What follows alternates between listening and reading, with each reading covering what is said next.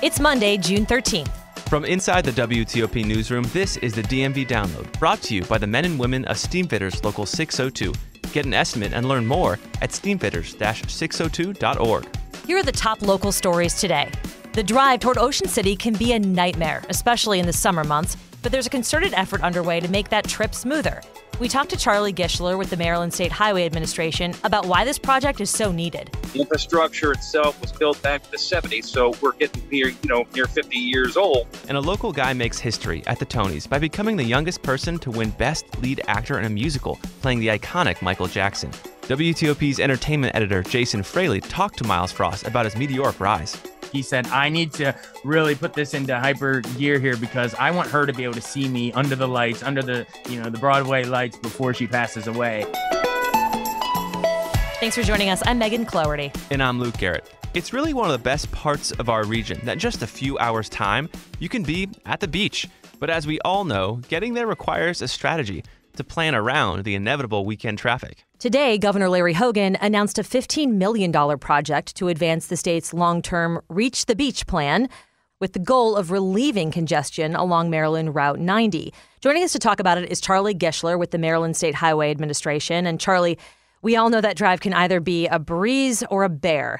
What about this project is going to make it easier to get to the beach, and where will it focus?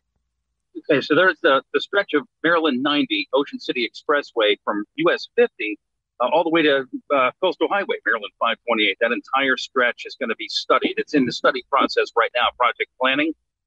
Last year, the governor announced some funding to propel it into project planning. And this $15 million will enable us to finish the project planning phase and move it into the critical design phase, which is one step closer to having shovels in the ground. Now, this is important because there are two ways to get basically into Ocean City for folks here on the western side of the Bay Bridge. And that's either US 50 Ocean Gateway to downtown Ocean City or Maryland 90 to reach the northern sections of Ocean City. So that's been growing, of course, over the years. Mm-hmm. The infrastructure itself was built back in the 70s, so we're getting near 50 years old. So this funding is going to be critical to help us move it into that next phase and get us, again, a step closer to shovels at the ground with one of the alternatives that the project planning will point out. Now, this is critical because besides congestion relief, which obviously is important to hundreds of thousands of people who travel to the beach on any summer weekend, it's also very important for first responders to be able to get to somewhere they need to be. Every second is critical. So that's one consideration. The other is that US 50 is the primary hurricane evacuation route. Maryland 90 is the other one for folks up north. So it's key infrastructure funding, and it's much needed.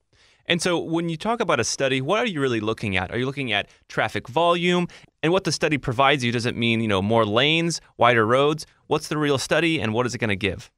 About 33,000 motorists use this section daily between US 50 and the Isle of Wight right there. The project planning is going to identify potential areas for improvement.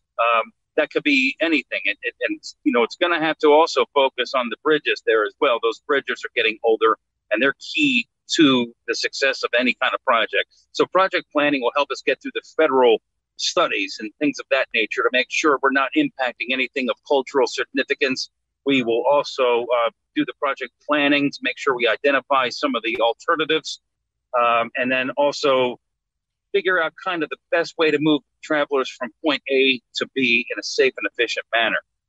The highway design phase is where the civil engineering really takes place. We own that design, figure out if we need any real estate or right of way to make these projects happen. It could involve areas of spot widening. It could involve any number of things. That's what we're going to get from project planning, some alternatives when that is completed. That will enable our highway designers then to take that to the next level. I know Governor Hogan last year made this really grand announcement about we're going to make, getting to and from the beach easier. And if you live there, by the way, make it so you can get around when all of us descend upon the beach in the summer. Is the idea to continue to expand this project? I know we have the Bay Bridge study as well that Luke and I will talk about later, but is this sort of like the latest in the plan? Is the plan going to continue as far as you know? Well, right now, we're putting all of our focus on Maryland 90, but keep in mind the governor widened Maryland 404 between US 50 and the town of Denton in just about 18 months a number of years ago. He also finished widening US 113 through the entire state of Maryland from Delaware to Virginia. So it's any number of these major projects that are helping to ease the commute for folks, especially the summer commuters, but also the people who rely on these roadways for their livelihood and their residential ingress and egress, and the first responders. So these are all keys in an overall successful transportation project. And the Delmarva Peninsula, includes Delaware, Maryland, and Virginia. So is Maryland working with Delaware or Virginia, transportation authorities here at all? Well, part of our planning, we do, when we start to get into an egress into another jurisdiction, it's not uncommon for us to absolutely collaborate with some of the other DOTs in the area, especially with, let's say, like a Maryland 404 or a US 113, where we're actually, increasing capacity and efficiency of the roadway into other states. So our project planning phase does keep all of our stakeholders and all of our partners in other states in the loop. And where is the money, coming from here? Is there any federal funds? Is this money from the infrastructure, deal that passed this last year? Where is this money coming from? I do believe that this $15 million is coming from the Infrastructure Act, so that enables us to get it into the next phase. So that's very, very important. Charlie Gischlar with the Maryland State Highway Administration, helping us understand how it might be a little bit easier to get north of Ocean City in the next few years. Charlie, thanks for your time. You got it. Have a great day. And this Maryland Route 90 project comes just a few days after we learned Maryland is considering building a new span across the Chesapeake Bay. WTOP web editor Will Vitka is here to share some of the basics of this $28 million plan. So, Will, clearly it's not like this new bridge is going to be in play this summer, but when did the governor suggest we might have a new span across the bay? So the earliest that we've heard that they would even break ground is 4 years from now. Aw, bummer. I mean, it's good because something's coming, but As much as the bridge is terrible, expect it to stay terrible for the foreseeable future. Oh. Okay, but we don't even know what it's going to be, right? Like, we know it's a new span, but that's kind of all we know. It's very vague. Well, it's going to be a new crossing. They didn't say it's a new span. It's a new crossing. That could be a tunnel, it could be a partial tunnel, or it could be a full-on span. Huh. There are multiple ways to get under, over, or through a river. Yes. And the state is now in Tier 2 phase of the Chesapeake Bay crossing study. So obviously an environmental impact has to be assessed before, we'll see any kind of building start. So what else are they considering? So like you said, they're going to be looking at the impact on the environment. Of course, they have to. It's federally mandated that they do that. And they're also going to look at the number of lanes that it could have. Who knows if we're going to see something that can carry a train across the center, like they do in New York, the newest bridge that they built there over the Hudson. Wow. Could be fun. Could be a good way to get folks where they need to be without totally messing up the neighborhood. Right. And this corridor is not small. I mean, we're talking about 22 miles of road from basically the Severn River Bridge all the way to where US 50 and 301 split. So we're talking about not only beach traffic, but local traffic too. Yeah, and as Anne Arundel County Council member Amanda Fiedler pointed out, when things go wrong on the bridge, it doesn't just impact the drivers. It basically turns the neighborhood upside down and makes life really miserable for everybody there. This gives us hope. It's all about getting the traffic moving again. So we'll see how this thing progresses. Will Vitka, thank you for being here. We appreciate your time. Thanks for having me. And after the break, a Montgomery County native will always remember the time he beat it and won a Tony. Next, we hear from the Wootton High School grad himself on how he found fame. If you want to save money and grow profits on your next commercial heating, cooling, HVAC, or refrigeration project, go with the men and women of Steamfitters Local 602. You can trust the experience of its workforce, members who have expertise in heating, air conditioning, refrigeration, and process piping to deliver work that's on time and on budget. For a partner you can trust who's mutually focused on your bottom line and to schedule, contact Steamfitters Local 602 at steamfitters-602.org. That's steamfitters-602.org. Steamfitters Local 602, changing lives. Thanks for listening to the DMV Download. If you like the podcast, head to our show page, give us a rating, and leave a review. We read all of them and use as suggestions to improve this show that we're so proud of. It also helps other listeners find this, our region's only local daily news podcast. Thanks for making us a part of your day. A Maryland native made Tony history last night. Myles Frost became the youngest person to win Best Lead Actor in a Musical for his role as Michael Jackson on Broadway's MJ the Musical. And Frost has deep D.C. and Maryland roots from attending Wootton High School and Bowie State University. And just a few weeks ago, WTOP's Jason Fraley talked to Frost about how he made it to now play, the king of pop on Broadway's biggest stage. Jason, thanks for being here.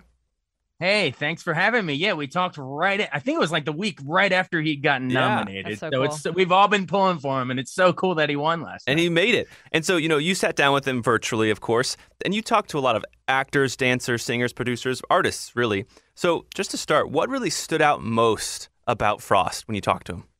It stood out to me that, being, like you mentioned, he's like making history as, the youngest to win in that category and everything, just how poised and kind of soft-spoken, but it might just be sort of the, the Michael Jackson, trying to play the role. He's probably playing it every night on Broadway. So that kind of, thing kind of comes across. But very just poised and very charming and very knowledgeable of, dance history, all the different dancers that might have inspired Michael Jackson. He was very knowledgeable and a delight to talk to. Did he talk about it all, like how he made it to Broadway? Obviously, that's a lot of people's dream and not an easy one to accomplish. It's quite a rise. How did he do it? So he was born in Silver Spring at Holy Cross, raised in Fort Washington, Maryland by his mom, and he, would regularly visit his grandma in Southeast D.C. too, so he's all over the D.C. area. Yeah. And he said he actually started dancing on a Potomac River cruise, the Spirit of Washington. He remembers at a young age dancing what he thinks was Michael Jackson. I saw an open floor on the dance floor, and I said, why not? So I went and danced on it. Next thing I look up, and just people surrounded me throwing money, and that's probably, I think, my earliest memory of me, dancing.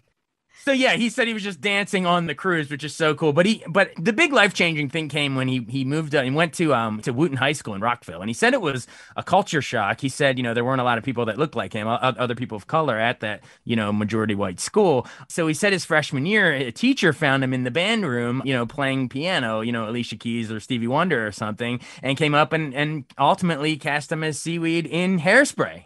I'm watching the movie and I'm like, okay, this is cool. I see it's nice vibe, beautiful story.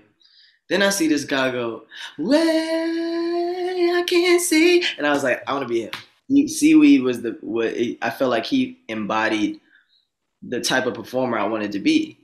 After that, he missed his sophomore year due to bad grades. His mom was being a good mom, saying you can't act until you get your grades up. Right. Junior, he bounced back. Junior year, he did Legally Blonde. Senior year, Cinderella. But the really cool thing, is that he did a high school talent show, and he danced to Billie Jean with the hat, the glove, the moonwalking, everything. And his mom was in the back holding up the iPad, filming the whole thing. And little did he know that when he was in college, his teacher at Bowie State University, his acting teacher, Leland Thompson, saw that video that his mom took. He saw it on YouTube and said, hey, they're holding auditions for understudies in this UK production of Michael Jackson the Musical. Do you want to audition? So because of that talent show at Wootton, because of his mom with the iPad, he finds out about this audition, and the people in the production said, we don't want you as an understudy. We want you to try out in New York for the real deal. Wow. That's unreal. Yeah. That's such a cool story. And it takes so much work, to get to Broadway as far as, practicing, dancing, singing, all of it. So what was his motivation? What really, got him there? He said his grandma was a huge inspiration to his life. She was always supportive of all of his, acting and singing and dancing all throughout his childhood. And he said that he made that like his number one goal in his life. He said, I need to really put this into hyper gear here because I want her to be able to see me under the lights, under the, the Broadway lights before she passes away. And he actually did it. So she's still with us. She turned 89 last month in May. So she, at the time we talked, his grandma had seen the show twice. So he was like, I felt like I had to rush to get my big break for my biggest fan, which was my grandma. And he always, he shouted out to his mom too at the Tonys in his speech. He said, she showed me what it is to be a strong Black woman raising a strong Black man. And, I hope I made you proud. In fact, he opened his speech by saying, Ma, I did it. But yeah, I think a lot of the driving force was, to make it at such a young age was because of grandma. That's such a cool. I mean, this whole story is amazing. I mean, we're not talking about a small role either. I mean, these are huge shoes to fill. You mentioned he obviously had the moonwalk down, but what about him playing MJ? I don't know. Have you seen it? I guess I'll start with that. So I've seen clips of him doing it, and of course he performed a number. He did "Smooth Criminal" last night during the Tonys, and it was, so you got to see the moonwalk. He has the steps down. Even when he was walking up to the stage to accept his award, he was kind of doing the throwing his hand to the side, snapping his hand like Michael would do. But no, I have not seen the production in its entirety. A, COVID, B, it's in New York. Right. A lot of these shows take a few months to come down to DC. I'm sure we'll get it eventually down here, like as part of like a national tour, probably Kennedy Center or National Theater, something like that. Right. But I do know that the show is set 2 days before Michael Jackson's Dangerous tour, like in the early 90s. So, and then there's like flashbacks, kind of. There's you see different versions of Michael at different ages, played by different actors. But Myles is sort of what we would call the present day in, during the Dangerous tour, during, set during that time. And then there's younger versions playing, Jackson 5 Michael, et cetera, et cetera. But it sounds really cool. I can't wait to watch it. I know Michael Jackson, he's had his controversies. There's a documentary that was made, a couple years ago. Who knows, proven innocent in court a couple times, but there's so much smoke, all that stuff. It was something we considered. Ultimately, it is an icon of music, and I chose to focus on, hometown hero, local kid, makes good performing this famous music and not get into all the other stuff. Yeah, no, it's a really cool story, and hopefully we can continue to follow his success. WTOP's entertainment editor, Jason Fraley, telling us about his interview with Myles Frost. Thank you so much. Thank you. Congrats, Myles. You did it. You did it. So, Luke, before we go, I don't want you to be caught off guard by a giant moon that's coming your way. Oh my gosh, I'm so excited. Tell me more. It's called...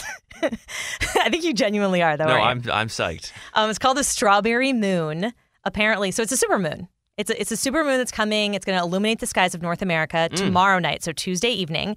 So the supermoon got its name from the Algonquin Native American tribe because apparently it takes place during what was their strawberry harvest season. So it's not pink, unfortunately. So there's no red hue, but it's linked to this historical event. Yeah, it's kind of like the time of the season. And apparently the craters and the mountains of the lunar surface are going to be much more visible just because it'll be so bright. I love it. The face of the moon always shocks me because it's the face that humanity has always seen. Because there's a dark side of the moon, there's a side of the moon that faces us. Yeah. So like throughout history, the people that are humans have always looked up and like just wondered about it. Yeah. It's just a fantastic It's been the same show since the dawn of time. Yes. But the next supermoon after this one is July 13th. If you do miss this one, there's a few more on the way. But we've got a couple more to go. That's check good. out the Strawberry Moon. Make plans. Make plans. All right, that'll do it for us today on the DMV Download. We, of course, are sponsored by Steamfitters Local 602. Our managing editor is Craig Schwab, and our music is by Real World. Give us a review and rate our show if you get the chance. You can also follow us on social media where we post content every day. You can find out more about this show and become one of our VIP listeners at dmvdownload.com. If it's possible you don't know where to hear WTOP, here you go. You can listen on 103.5 FM in the D.C. area, 107.7 FM in Virginia, 103.9 FM in Frederick, Maryland, online on our website, WTOP.com, and on the WTOP News app. Have a great night.